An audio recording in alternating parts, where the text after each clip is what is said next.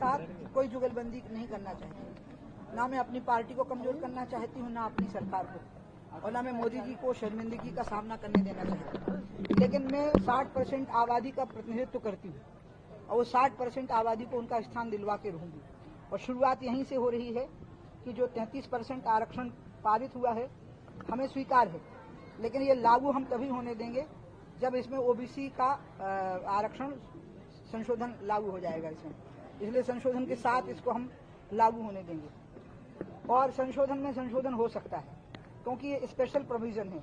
तो जैसे स्थानीय निकायों में और पंचायती राज व्यवस्था में ओबीसी का आरक्षण है, इसी प्रकार से इसमें भी 33% को 100 मान लिया जाए, 50 जनरल को छोड़ करके 27 ओबीसी को और 23 एसटी एससी को दिया जा सकता है। और इसमें बहस भी हो सकती है कि कितना हो, लेकिन इस पर करना पड़ेगा, वो स्थिति लानी पड़ेगी क्योंकि देश की पिछड़ी जातियों की ताकत बहुत बड़ी है, वो 60% है और उनमें इस विषय पर एकजुटता है।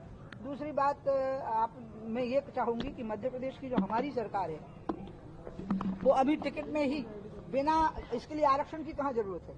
अगर आपने ज्यादा ओबीसी को टिकट दे दिया, ज्यादा एसटी को टिकट दे दिया, ज्यादा एससी को टिकट दे दिया और उन सीटों पे दे दिया जो रिजर्व नहीं है, तो क्या दिक्कत है उसमें।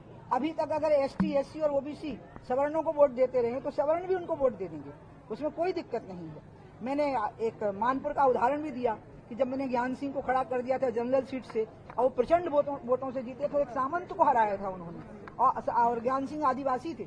और मैंने कहा कि अगर आपको उनका विश्वास जीतना है कि आप उनको वोट देंगे तो जनरल सीट से उनको वोट दे दीजिए। तो मैं चाहूंगी कि शिवराज जी एक अदम्य साहस रखने वाले चीफ मिनिस्टर हैं और जनरल सीटों पर भी वो उनको खड़ा कर दें जो रिजर्व नहीं है, उसमें आदिवासी और अनुसूचित वर्ग के लोगों को भी खड़ा कर दें।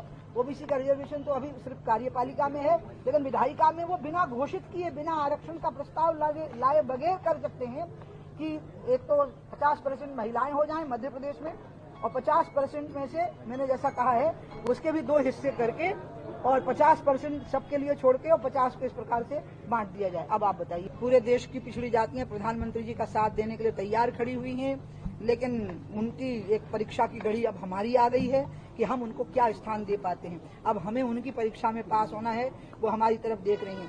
कांग्रेस ने 96 में बिल्कुल ओबीसी का साथ नहीं दिया था, बल्कि कांग्रेस और भाजपा एक मत हो गए थे कि बिना ओबीसी के इसको पास करो। एक मैं थी जो इस बात को लेकर अड़ गई थी कि बिना ओबीसी के पास नहीं हो पाएगा, और उसमें देवगौड़ा जी, उसमें शरद जी, नीतीश जी, जॉर्ज, ममता, इन सब ने उस समय पे इस बात में अंत में खुद ही इस बात को ले लिया था कि बिना ओबीसी के हम इसको नहीं पारित होने देंगे। लेकिन कांग्रेस और भाजपा उस समय एक हो गए थे कि बिना ओबीसी के इसको पास करो।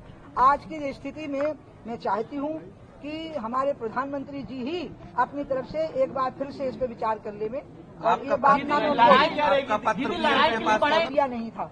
अब जब आप हमारे साथी हो, हमारी बात को उठा रहे हो, तो प्रधानमंत्री जी तक ये बात, अब मैं क्या करूं, सवाल पूछने वाले की तरफ देखने की आदत है, तो वो हमारे प्रधानमंत्री जी तक आपकी बात पहुंचेगी। दूसरी आपके वर्गों के लोग इस देश के 60% हैं, बहुत ताकतवर समाज है, वो कोई भिखारी नहीं है जो उम्मीद रखते हों। उनकी आज्ञा है और उनकी इच्छा है और उस इच्छा का पालन करना पड़ेगा। बीजेपी की दूसरी लिस्ट आने वाली, क्या लगता है 33% आरक्षण के साथ? ये सारी बातें आप बीडी शर्मा से पूछो, शिवराज से। मैं तो इतनी चाहूंगी कि 50% सीटें महिलाओं को दे दो और उसका 50 को 100 मान के उसका 50% हिस्सा एसटी एससी ओबीसी को दे दो। ठीक। आपका पत्र पीएम के पास पहुंचा, आपने पत्र लिखा? जरूरत ही नहीं थी क्योंकि मैं उनको जो पत्र लिख रही थी वो रिमाइंडर था। अच्छा। हाँ, और उनको जरूरत नहीं होती है पत्र लिखने की। आज आप लोग हो, आप हमारे सबसे बड़े संदेश वाहक हो, तो इसीलिए आपके द्वारा हमारी बात पहुंच जाती है उन तक। दीदी, तो एक सवाल बहुत महत्वपूर्ण है। अगर आपकी मांगे नहीं मानी गई, बातें नहीं मानी गई, तो फिर अगला कदम क्या होगा? ऐसा होगा ही नहीं कि नहीं माना जाएगा, आप देखते जाइए।